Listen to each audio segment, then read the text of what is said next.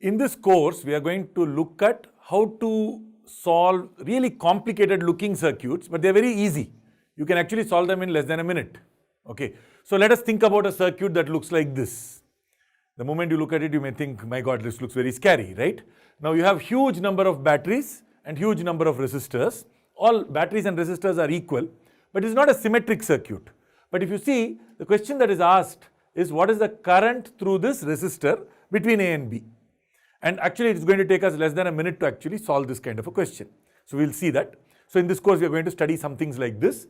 We'll also look at questions like this, where you may have 3 points with potentials given, and you are looking at finding out the potential, for example, at the center. Or in a more complicated circuit, you may have like several branches, and then you're asked potential at one of the locations. Now, whenever you're trying to solve problems like this or problems like this, the usual method is to use Kirchhoff's loop law or Kirchhoff's voltage law. That means you go around a loop. But just imagine that you go one loop, second loop, third loop. You are going to just die by looking at the number of loops, right? So we are not going to solve this problem that way. So we are going to use something called the zero potential method. Once we learn how it works for complicated circuits, resistor circuits like this, we will apply the same idea to capacitor circuits. Towards the end, we will look at how to solve capacitor circuits, exact same principles, but we will basically apply it to a slightly different electrical object, which is the capacitor. So for example, here a question could be, what is the charge on this 2C capacitance, right? And we will solve this using the same idea. Obviously, there are circuits that you would have probably seen with earthing, right? Grounding this part, grounding that part, etc. Now, usually people find these kinds of questions quite difficult. That is because they are looking at loops, and then this one adds a little bit of complication. We will see that this can also be solved using the zero potential method. In fact, in many ways, the zero potential method is perfect for this kind of question, because this is telling you the zero potential right in the beginning. Okay, so actually you will find that this is a very, very easy application for zero potential method. You will find that earthing circuits becomes extremely easy. And of course, questions like this, which are lots of resistors and lots of batteries. In fact, the more batteries you have, the better off we are. In fact, we will be able to solve problems with lots and lots of batteries. So for example, instead of doing 3 loops, again we will see how to solve this within a minute. Okay, we'll learn this kind of an idea. This is not a method that will work in every case as easily. It will work in all cases, except that in certain cases it will get little harder than the usual Kirchhoff's laws. For those kinds of things, you basically go ahead and do loops. But for most questions, like all of these types of questions, you will find that the more batteries, for example, you have, more wires you have. Look at how many batteries you have. For questions where there are lots of batteries, which is actually the tougher ones, right? If you had lots of resistors, what will you do? You will simplify it using series and parallel. But if you have batteries, what will you do? You can't do that. So those are the questions where this will work. So that means this will actually work exactly for the cases that people find difficult. Let us learn this approach. It's a very simple idea. The idea starts from one extremely simple statement, which is Kirchhoff's voltage law, but I'm going to state it in a different way. Every point has a potential. Every point in this universe has a potential. Every point in a circuit has a potential, a unique number. Okay, as long as we don't go into electromagnetic induction, where we are not looking at changing magnetic fields, you can say that for every point you have a unique potential. Okay, now that potential, the number we don't know. What we do know is that each point has a number, and we know the potential drops or the potential difference. What we are going to do is, since we don't know the potential, nobody knows the potential, you have the right to choose one point as zero potential, but only one point. Unless a circuit tells you like this, that all these points are zero potential. If, for example, if you take this circuit, no point has been mentioned, you can choose any point, this one, that one, that one, that one, any point as zero potential. And then the second important idea to keep in mind is that if I had a wire and the potential here was, let us say 3 volts, the potential here is 3 volts, 3 volts, 3 volts, 3 volts. Every point on a wire has potential that is the same. So if I say this was 5 volts, every point on the wire will be 5 volts. Similarly, if I had a battery, let us say this was a 6 volt battery. What is the 6 volt telling us? The drop from the big side to the small side is 6 volts. So if I tell you that on this side the potential was 11 volts, that means on that side the potential must be 6 more. Okay, so 6 more means how much? 11 plus 6, which is 17. Okay, so that means this potential is 17. The battery does not force us to make it 17. It just says that the drop from the big side, that is the longer side of the battery to the smaller side of the battery, the drop must be 6 volts. That means whatever you have in the smaller side, now the smaller side you could have minus 5. That means you're going to add 6 to it to get to the big side, so that means that must be plus 1.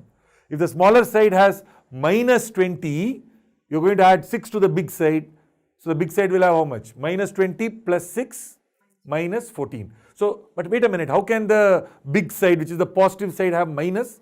No problem. Okay, this voltage, this positive negative only tells you that the drop is from the big side to the small side. Okay, so that's all you need to know right now. And of course, you already know Ohm's law, which is V equals IR. And of course, for capacitors, we need to know that Q is C into V. Okay, so I'm assuming you know all of these. Let us now take a very simple example, then we will solve this question. Okay, so let us take this one.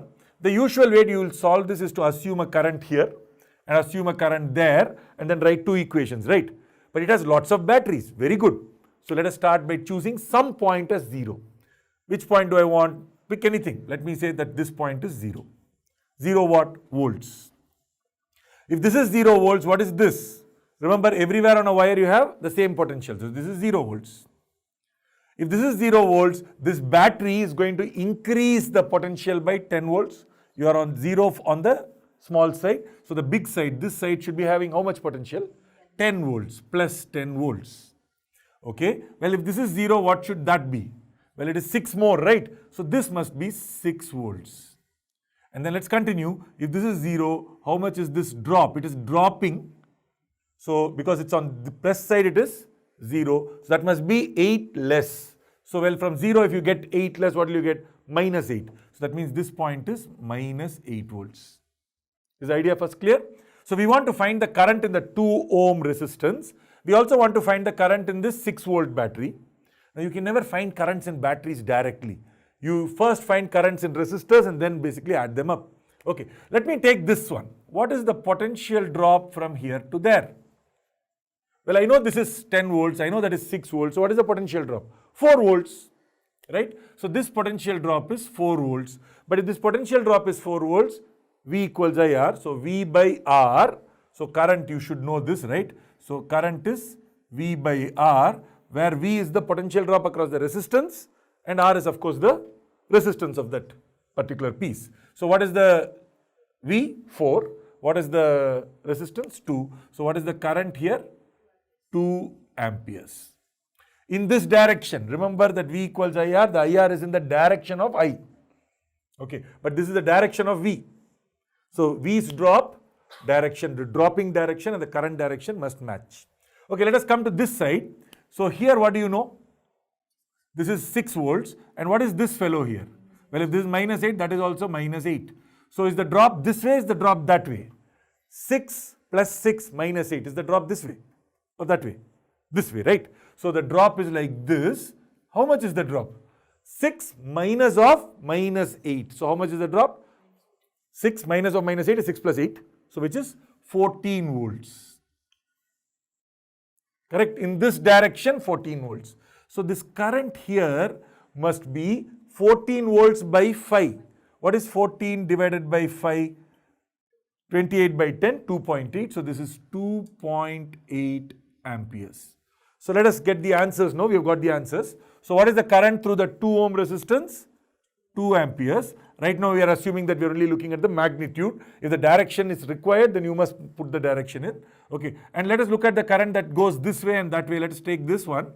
2 amperes, 2.8 amperes. What do you think must be the current here? 0.8, because you must have a current that comes like this, joins up with that so that the 2.8 can go. So what should this current be? 0.8. This is Kirchhoff's current law. Whatever comes in must go out. So if you have so much coming in and so much going out, 0.8 must come in extra.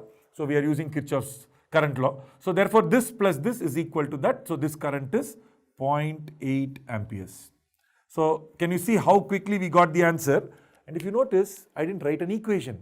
Well, I wrote this, but there's hardly an equation. We did use the equation, but you don't need much of an equation because you have this drop divided by the resistance, this drop divided by the resistance.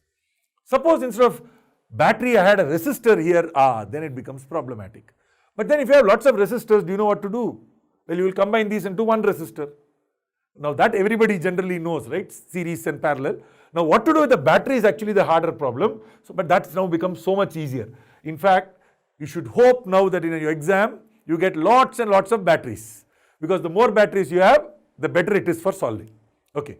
People will find it hard, but you will find it easy. Okay, now let us look at another example. Okay. So if I take this one, I can choose the 0 point anywhere I want. I could have chosen it here. Okay, so let us say that in this question, I want to calculate what is the current in this 7 ohm resistance. That is the question. Okay, I can choose the 0 wherever I want.